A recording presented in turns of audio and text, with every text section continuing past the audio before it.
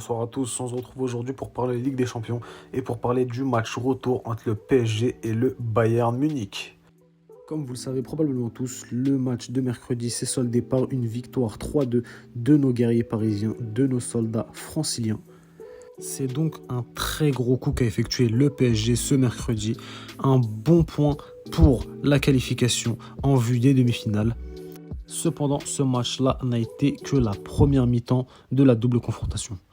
Cependant, malgré le sang et la sueur dépensés sur le terrain pendant ce match, on doit rappeler que le PSG a effectué un très gros coup. Le Bayern, surtout à Munich, était invaincu depuis 1 an et demi, c'est faire tomber le Goliath. Une prestation livrée comme celle-ci par les Parisiens, sans ses joueurs cadres comme Verratti, Paredes, avec une défense qui a été faite de Danilo, Kimpembe, Bakker et Dagba. Franchement, c'est à souligner et c'est à féliciter. C'est donc évidemment pour ça que les retours côté parisien vont être très utiles et très importants. Bon, on va pas s'attarder plus que ça sur le débrief qui a déjà été fait dans une de mes précédentes vidéos. On va maintenant passer aux compos probables et aux compos que j'ai imaginés pour ce choc. Pour les compositions, j'ai donc opté côté bavarois pour un 4-3-3 classique avec Thomas Müller en 10. Donc cette compo commence par la muraille Manuel Neuer au goal. Sur les ailes, ça sera Hernandez et Pavard qui devront occuper les postes normalement s'il n'y a aucun blessé. Alaba et Boateng en défense centrale. Pour le milieu de terrain, Goretzka semble blessé, donc on s'oriente plutôt vers un forfait de l'Allemand. Le milieu sera donc composé de Joshua Kimmich, Javi Martinez et Thomas Müller en position de numéro 10, comme je l'ai dit juste avant. Enfin, pour ce qui est de l'attaque de cette formation bavaroise, je pense que les clés d'animation offensive seront données au même trio qu'à l'aller, à savoir Coman à gauche, Leroy Sané à droite et en pointe de cette attaque bavaroise, Choupo-Moting, qui a pour ma part signé un très bon match à l'aller. Comme vous pouvez le voir, le Bayern Munich, malgré les forfaits, malgré les blessures, est toujours capable de nous proposer un effectif très fourni et très compétitif en vue de cette Ligue des Champions. Leur seul petit défaut, on va dire, c'est peut-être leur défense avec Boateng et Alaba. Alaba, je le trouve très bon, Boateng un peu cramé en défense.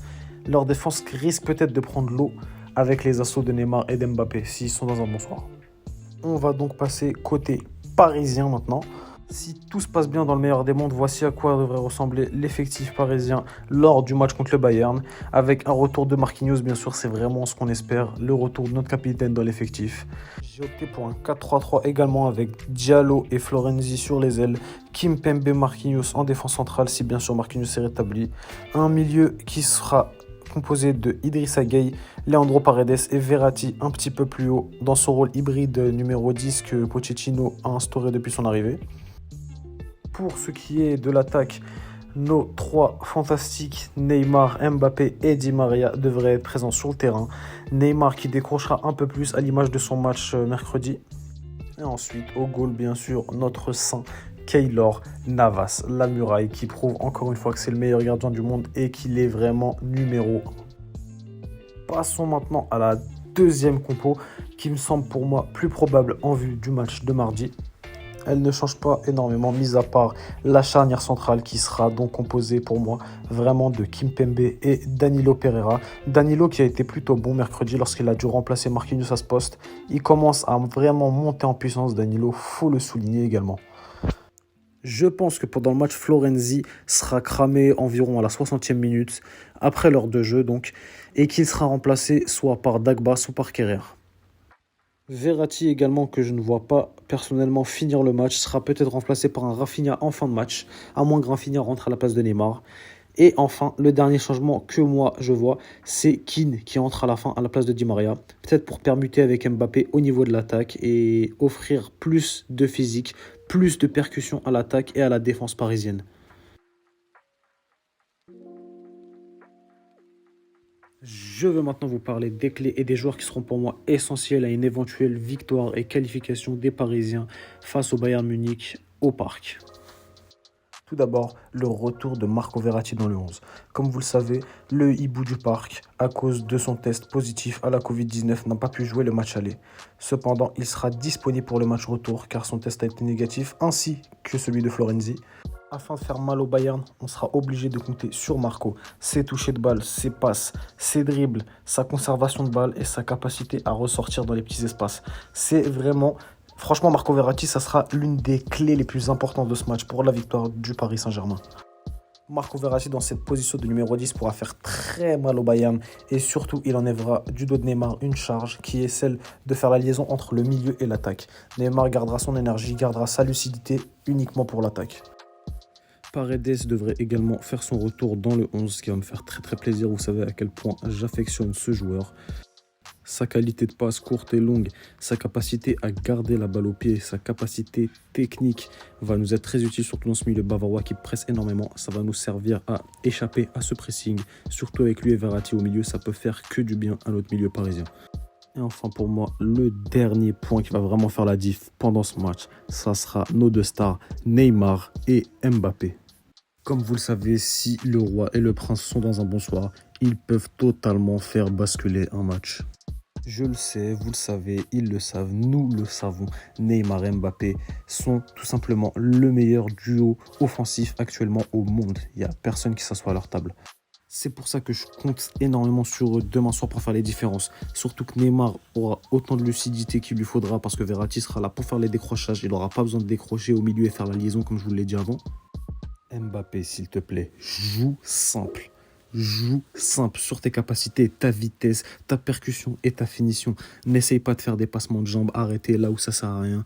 Joue simple. La défense du Bayern est vraiment pas au niveau pour ces deux-là. Et c'est pour ça que je compte sur eux. Neymar qui va jouer, qui va faire du Neymar. Et Mbappé tout simplement qui va jouer simple et qui va pas se laisser distraire par les fantaisies de Neymar. Nous savons tous qu'ils sont capables de faire des choses incroyables, surtout eux deux sur le terrain. Toutes les personnes qui me disent que le PSG est meilleur sans Neymar, soit ils ont des trucs dans les yeux, soit ils sont aveugles, mais Neymar, c'est le meilleur joueur du monde. Techniquement, il n'y a personne de plus fort que lui au monde. Donc si Neymar continue à faire des passes comme il a fait à Marquinhos à l'aller, si il peut éliminer les joueurs sans faire trop de fantaisie, il peut apporter énormément et pourquoi pas ramener la Ligue des Champions à Paris. Et moi, je vous le dis franchement sans langue de bois, si le PSG se qualifie demain soir, ça sera grâce en partie à un Neymar en feu ou un Mbappé en feu. C'est ces joueurs-là dans le secteur offensif qui vont faire la diff. Et moi, je vous le dis, face à une défense du Bayern qui est vraiment pas au niveau pour ces deux joueurs de classe mondiale.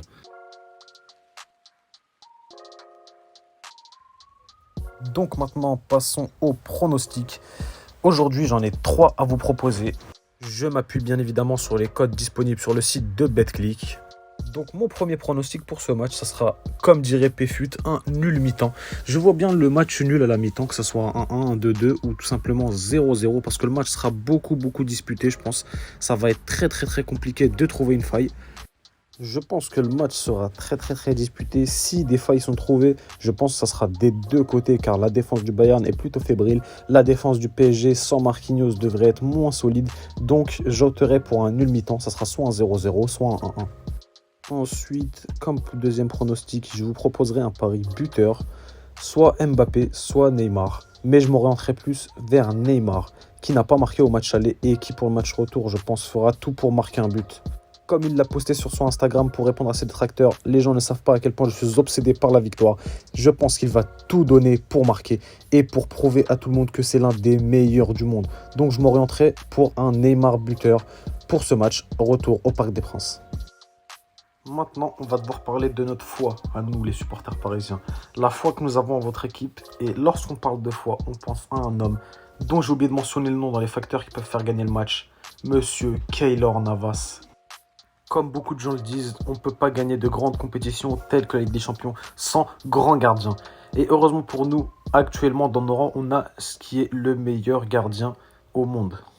C'est donc pour ça que je vous propose le pari de la foi. La foi en notre gardien, la foi en Keylor Navas, qui est lui-même très croyant. Pourra-t-il faire basculer le match? Et là, je vous propose la cote Paris ne prend pas de but. Vraiment, c'est une cote très risquée, surtout quand on connaît la force de frappe du Bayern. Mais pourquoi pas? Franchement, pourquoi pas? Je vois bien Keylor Navas renverser le match et offrir la qualification au PSG. Donc, pour résumer, les 3 cotes que je vous propose aujourd'hui, ce sont les suivantes.